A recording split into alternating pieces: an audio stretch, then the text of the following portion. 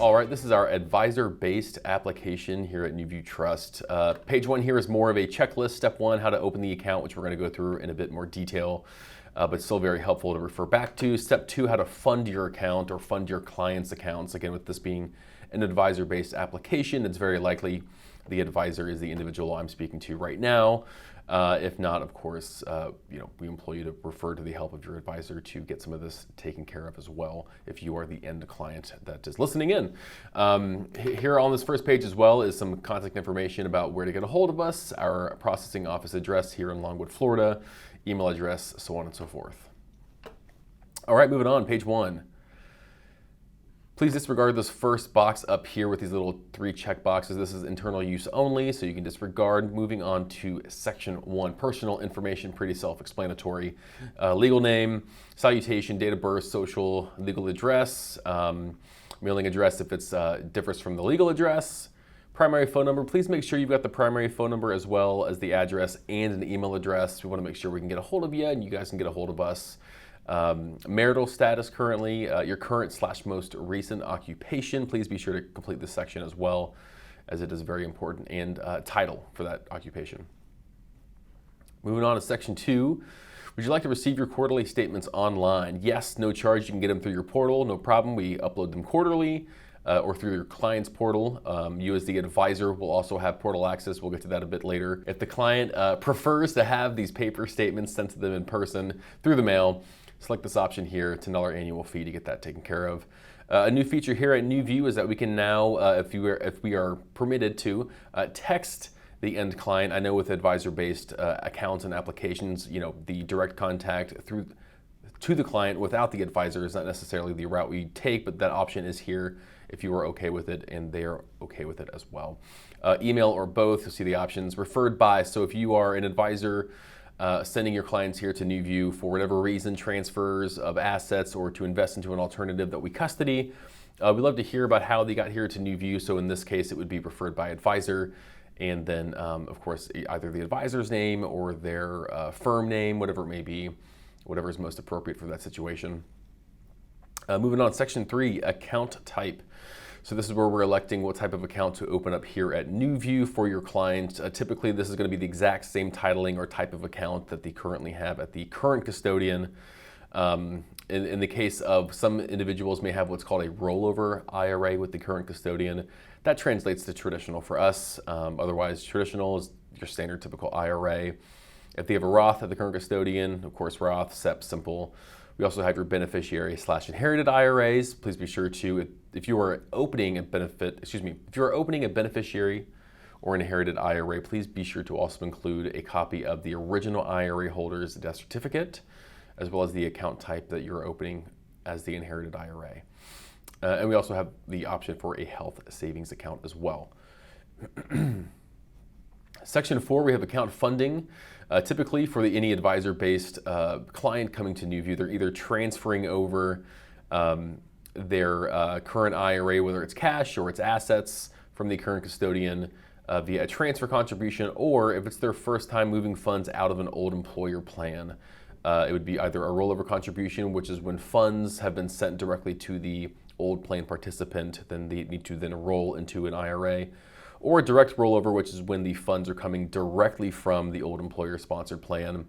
The funds are made payable to NuView for the benefit of the client, and that would be the direct rollover. They're sending it directly to NuView. It's not passing through the client's hands. Fourth option here, of course, is an annual contribution. Even if they're transferring funds and need to add some additional funds, of course, check the type of account in the contribution limits per the IRS, but here is an annual contribution option as well for initial funding, if applicable.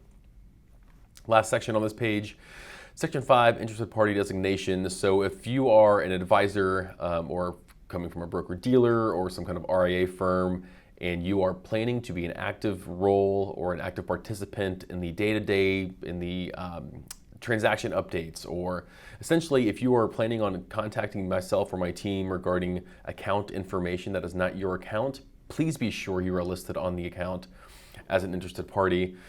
For example, this is John Smith's account, and he has an advisor who would be looking after his account and would be calling on behalf of him, or would be reaching out on behalf of him regarding transaction updates, whatever it may be, account updates, statuses. Please be sure that individual, the advisor, the rep, whatever it may be, is listed here on the account application as well. We want to make sure that we can speak to you and ensure the experience here is nothing but smooth and seamless. Moving on to the next page here, interested party designation continues, section 5 still. This is if you're an advisor again and you're coming through or you're affiliated with a specific broker, that would be someone that you would like to list on here, or your specific firm. Maybe it's your firm, maybe it's a firm you work for. This is where you list the firm as well to be an interested party on the account. You want to ensure here, would you like the name interested parties to be provided a login to your account online? So if you as the advisor are planning or would like to be able to view account information, your client's account information online, please make sure your client or whoever it is selecting yes here. Moving on to section 6, beneficiaries. Please make sure you've got at least, or your client has at least one primary beneficiary listed on the account. We do ask that all the fields for that individual, or if it's a trust, you can definitely list the trust. Just please be sure to have the trust documents included when you turn in the application showing the establishment of this trust. But you would have the individual or trust information here, the associated information requested here as well. Please be sure if it's just a single primary beneficiary, we have 100% listed here. Now, if there's a primary, it's 100%. If there's a few contingents behind the primary, please be sure you're selecting contingents as well as filling out these boxes for those individuals and ensuring their share percentage adds up to 100%. Account owner signature here, so this is your client's signature.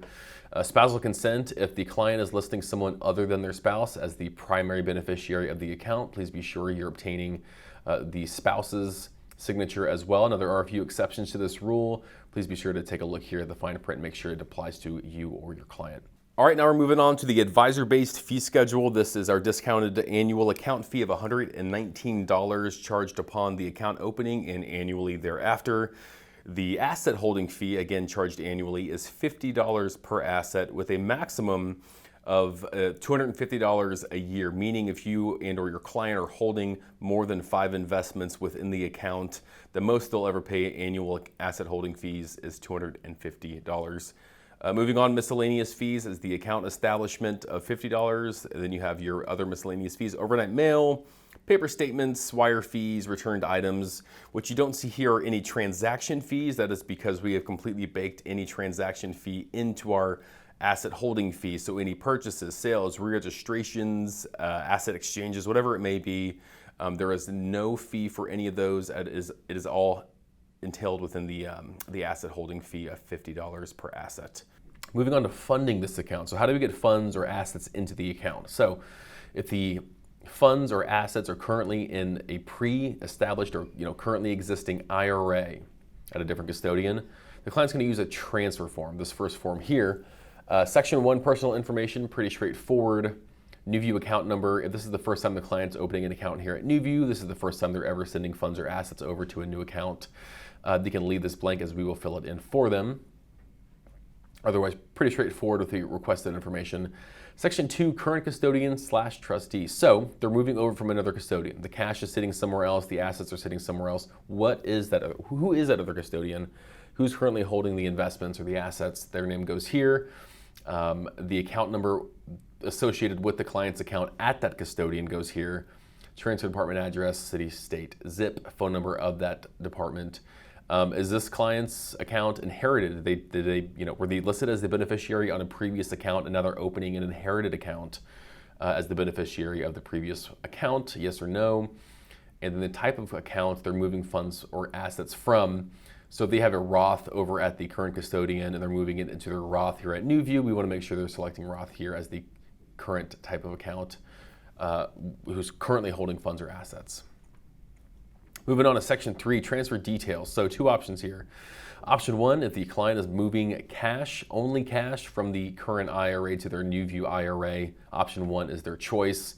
They can do the complete sending of cash, liquidate, and send all proceeds from whatever's held in the account to NuView. If this is the option they are pursuing, please be sure to get with them and to work with their current custodian to ensure all funds are sitting in cash before this transfer form goes out. We want to make sure we were sending the request and it's not rejected by the current custodian. Option 2, partial, they're only going to send a certain amount, meaning we're only going to request a certain amount, and that certain amount goes here in this section. Please send cash via check or wire. Those are 2 options here. Option 2, in-kind transfer. So this is if they're sending assets, investments that they already hold in their account to NuView from the current custodian. Again, similar complete, they can send over all the assets listed below and cash. Or partial, they can send only the assets listed below, meaning they are only going to send what is listed in this box, the asset description box here. If there's any cash that's going to be a part of this complete in-kind transfer, please select whether you'd like to have the funds sent check or wire. How would you like this request sent to your current custodian? Standard mail, USPS, or overnight mail, which is $20 fee. If the current custodian allows or accepts copies or faxes, we do send it via fax to make it a bit quicker for everybody. All right, asset description here. This is for anything coming over in kind. So if they have XYZ LLC over at the current custodian that they're looking to move and put into an IRA here at NuView, or say if it's an asset the current custodian no longer holds or is willing to hold, they're putting that asset's name here and the current amount either of units and or the value of that investment currently. If they're only sending cash, if they're electing for option 1, they can just write cash here. That's no problem. That'll help clear things up a bit as well. Section 4, signature and acknowledgement. So the client assigning here, dating, the medallion stamp guarantee section applies only to the custodians who require this medallion stamp guarantee, meaning it's not a NuView requirement. So if you are unsure if the current custodian requires this, please reach out to make sure we know for sure. All right, once we're done here and sent back to NuView, remember this transfer form is coming to NuView with the application. We, as the receiving custodian, will then execute this document, and then we, on behalf of the client, will send this to their current custodian to facilitate that transfer. So this last box here is for us. Please disregard for the client. All right, final page is the rollover/direct rollover certification form. So if the funds, if the assets are not coming from another IRA, but instead maybe an old 401k or DB plan, 403b, whatever it may be, if it's anything but, or excuse me, if it's anything that's not an IRA, this is the form the client fills out here. Section 1, very similar, still personal information. Section 2, current custodian trustee, similar to the transfer form. The big difference here being the type of plan that you are sending the funds or assets from now also includes 401k or other employer-sponsored plan options. Section 3, rollover details. This is where you're identifying the total amount of funds to be rolled over. This is an indirect rollover, meaning it's coming through the hands of the client first before it comes back to NuView, or if it's coming straight to NuView from the current custodian, please select one. Here, the client is going to elect their participation in this plan, or they're the plan participant, or they're the beneficiary of the account, whatever it may be. Please be sure they identify their role in this plan. Here, for the asset description, if they are sending over anything other than cash or rolling over things that are not cash but instead are investments, they're going to list the assets here as well as the amount, whether it be units or value. Last section, signature and acknowledgement. They're going to sign here, date here. That's it for this form. The biggest difference with the rollover form, please keep in mind, is that if your client is rolling over funds or assets from an old employer plan, anything that's not an IRA, the biggest difference, the transfer form, we submit that on behalf of the client. We do the legwork. We work with the current custodian to fulfill the request. The rollover must be initiated by the client in this situation. So if it's not an IRA that funds or assets are coming from, the client themselves, through their advisor, possibly work with the current custodian to initiate the rollover on their end, which comes to NuView. So that's about wraps it up. We covered everything for the account establishment and the funding of the account. We do accept copies of hand-signed documents. We also accept docu-signed documents. Just please ensure the docu-sign includes a copy of the certificate of completion, which is generated when the docu-sign is signed. Also, please be sure the client's email address that they're using on the docu-sign does match the email address they list in the application as well. And we can proceed, and also a copy of the driver's license. So we're looking for application, signed, a copy of the driver's license, and the transfer form and or rollover form, which is ever more appropriate for your client. Lastly, I want to mention transfers, rollovers. If they're doing assets, meaning if they're sending assets that are not cash, they're actual investments to be held in this account, please be sure you also include a copy of the current custodian's account statement. So if they're planning on moving XYZ LLC from the current custodian to NuView, please be sure they are including a copy of their account statement showing they hold that XYZ LLC in their current account. And we use that as supporting documentation when we send this request and have the assets transferred. Thank you for your time. Have a great day.